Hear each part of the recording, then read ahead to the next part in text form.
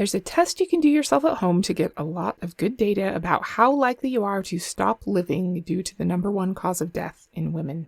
The best part is that it's free and easy, and if it comes back not optimal, you have time to start doing simple things now so that you make it to your 80s in unusually good health. You're listening to the Health Courage Collective podcast, episode 217, an easy way to outsmart the number one killer of midlife women. Welcome to the Health Courage Collective podcast, the show for women who are too busy to slog through hours of generalized, inapplicable, and often contradictory health information, but too smart to ignore that a few minutes of focused attention now can prevent years of suffering in the future.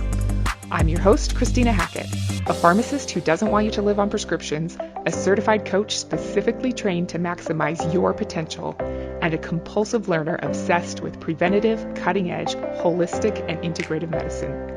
I'm on a mission to increase your physical and mental resilience so you can fearlessly look forward to your next 40-plus limitless years. Your time is now. Let's go.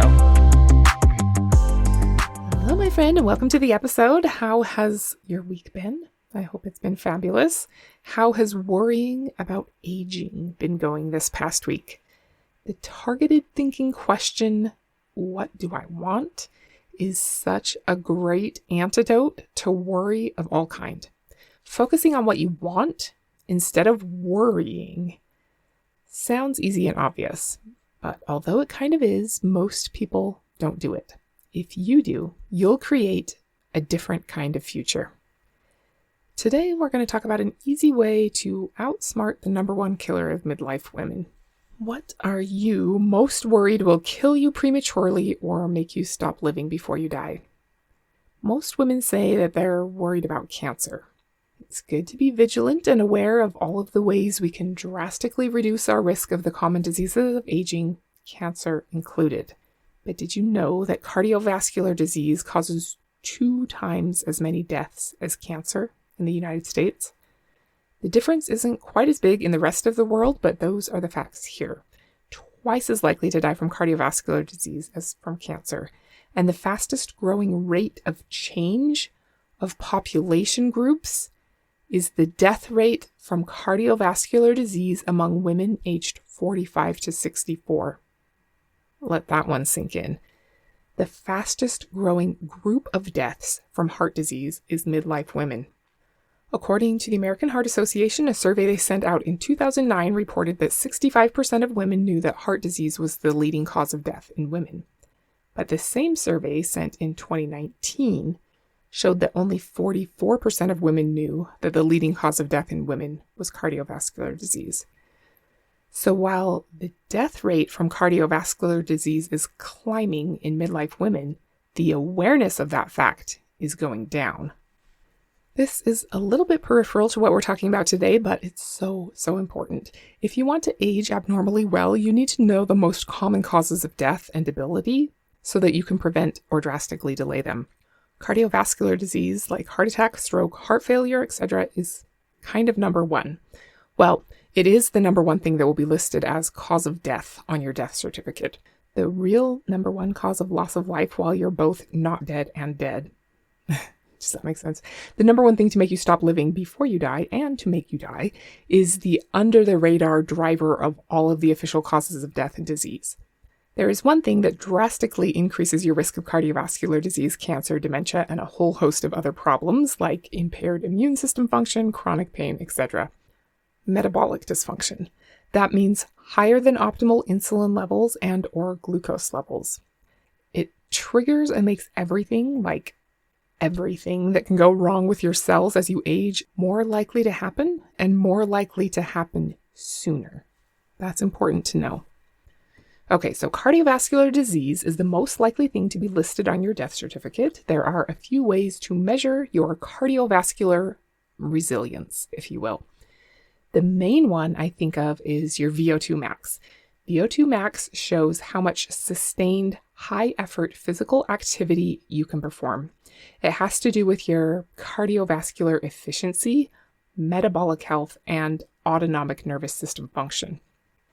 It's a test you can do. It's somewhat involved. I've done it before. You run on a treadmill, or you can ride a stationary bike with a heart rate monitor and a face mask on that's measuring how much oxygen and carbon dioxide you're exchanging. It's not exactly pleasant, but it is the number one predictor of death from any cause. It's a better predictor of mortality than smoking, diabetes, or even your age. If you could only pick one test for the likelihood of the number one killer of women, it should be VO2 max. Probably a close second, but much easier to test, is your blood pressure. No surprise there. Sometimes things that are obvious and frequently talked about are easy to overlook, but blood pressure really is a big deal and something that should be paid attention to. The cumulative amount of force on the walls of your blood vessels over time has a lot to do with your risk of death. Each increase of 20 systolic, the top number, and 10 diastolic, the bottom number, doubles your risk of death from cardiovascular disease.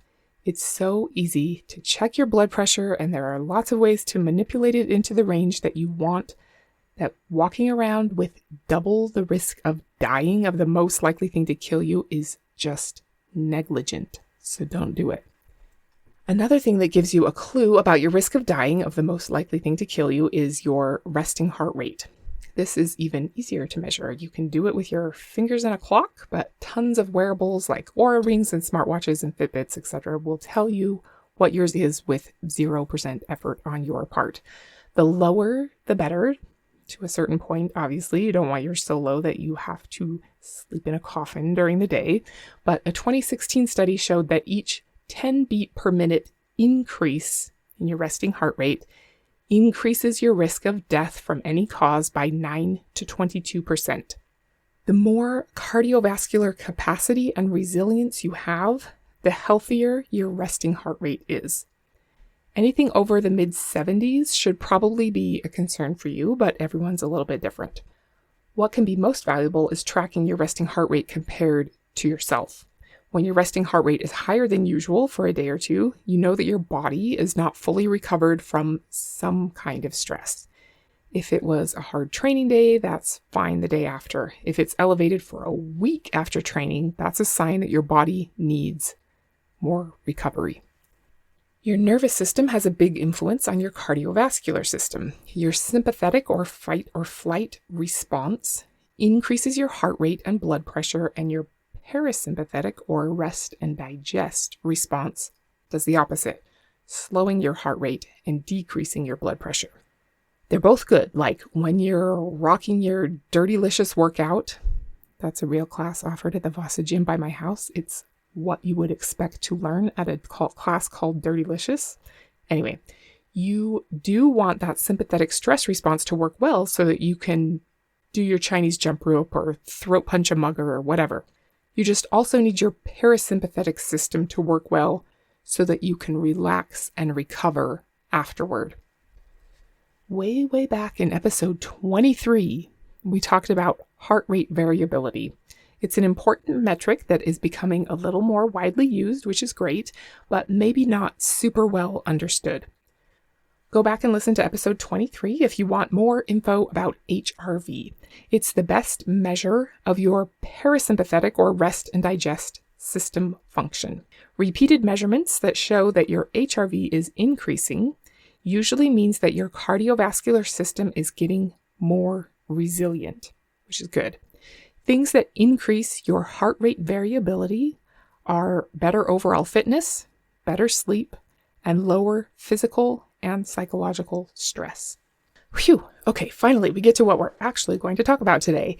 It's not something that people talk about a whole lot, but I think they should. So I'm glad that you're here today. While your HRV or heart rate variability clues you into your rest and digest system, your heart rate recovery tells you how well you can switch from fight or flight to rest and digest. This gives you some good information because if you aren't able to go from sweaty and panting all on to cool as a cucumber all off very quickly, your cardiovascular system isn't resilient enough to give you the ability to live more as you get older rather than less. So that's important to know. A sluggish heart rate recovery, meaning when it takes you a long time to put the brakes on your heart rate and blood pressure after strenuous effort, shows that you have reduced cardiovascular resilience, impaired rest and digest abilities, called your vagal tone, and possibly some underlying disease. People with slower heart rate recovery are more likely to have a cardiovascular event, like a heart attack, and have a higher risk of dying from any cause. The opposite is also true. A fast heart rate recovery, when you can switch gears and put the brakes on very quickly after peak exertion, means your cardiovascular equipment and your nervous system are fit and balanced and more likely to keep you healthy and alive for longer. It's estimated that 60% of what your heart rate recovery is determined by your genetics. Your genetics also have a big influence on your resting heart rate and your heart rate variability too. Lifestyle factors account for about 40% of your heart rate recovery. This is stuff like good parasympathetic nervous system abilities called vagal tone, good cardiovascular endurance, and overall fitness. One study in less fit people showed that for each 10 beats per minute reduction in recovery, meaning instead of your heart rate changing from 160 to 120 beats per minute in 60 seconds, it only went from 160 to 130 beats per minute in 60 seconds. If that were the case, there was a 13% increased risk of cardiovascular events like strokes and a 9% increased risk of dying from any cause. One study showed that a heart rate recovery of 47 beats per minute for women in 1 minute was associated with a 46% lower risk of cardiovascular events like heart failure and a 39% decreased risk of cerebrovascular events like a TIA or a stroke. Well-trained people usually have a heart rate recovery of more than 30 beats per minute, and young elite athletes often have a heart rate recovery of 50 to 60 beats per minute.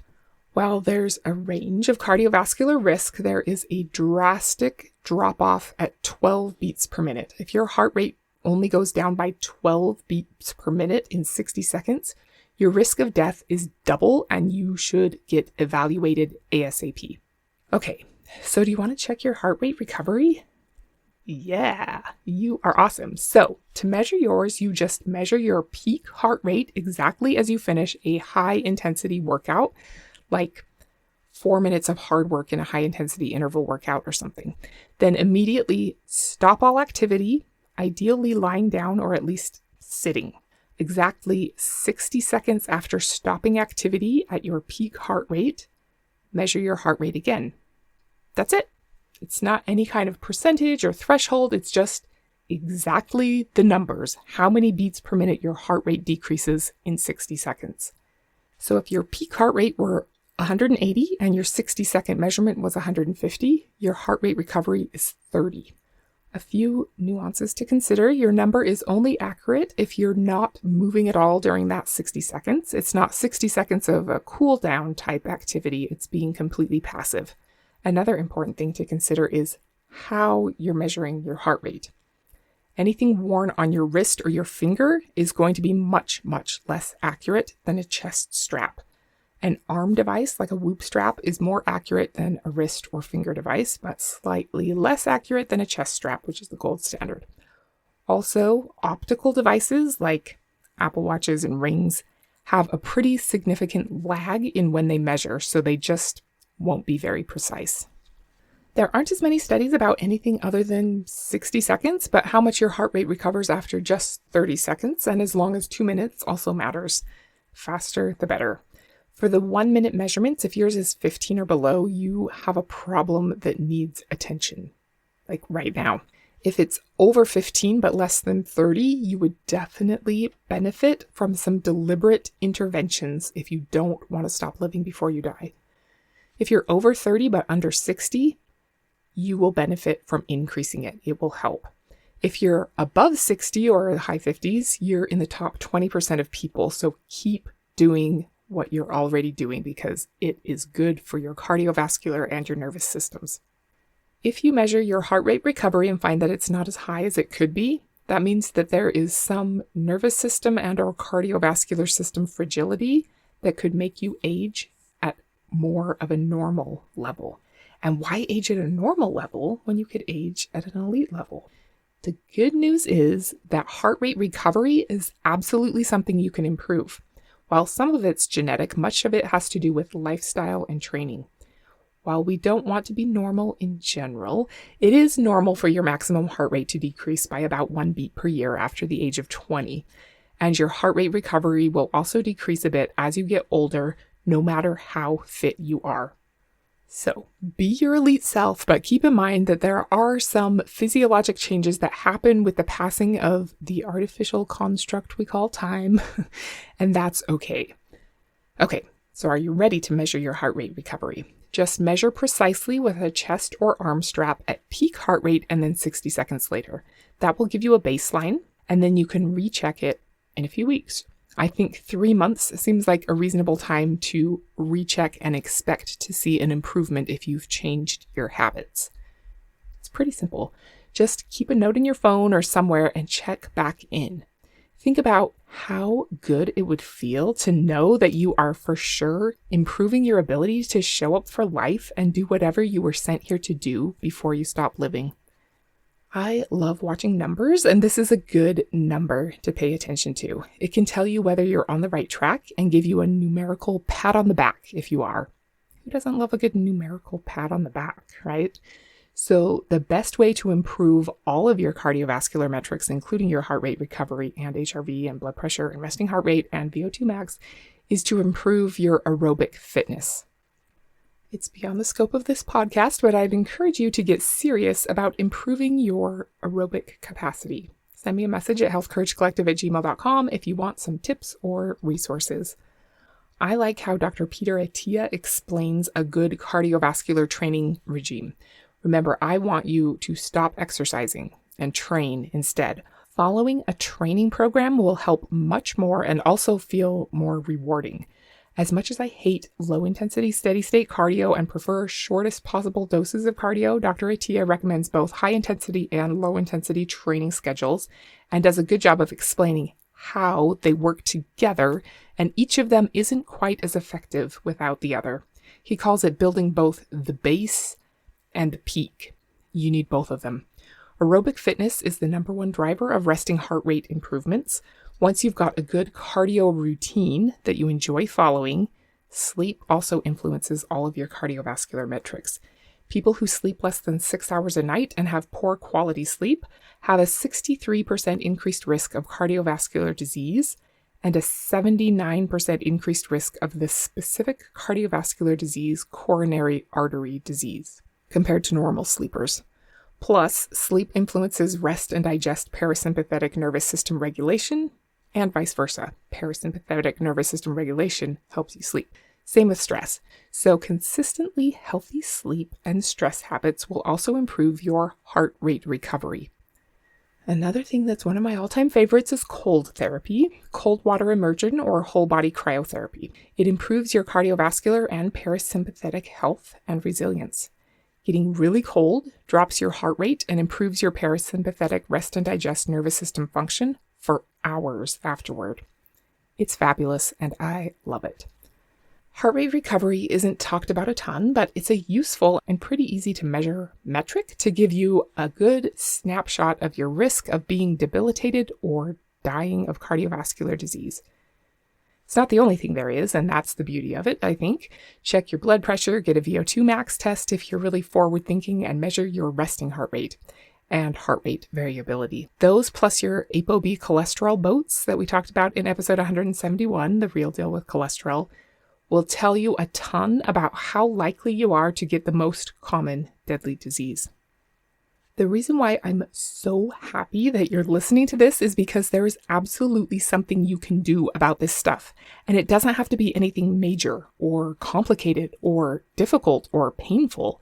If you start in tiny ways now and stick with them, you'll have a very different experience in your 80s and 90s than most women.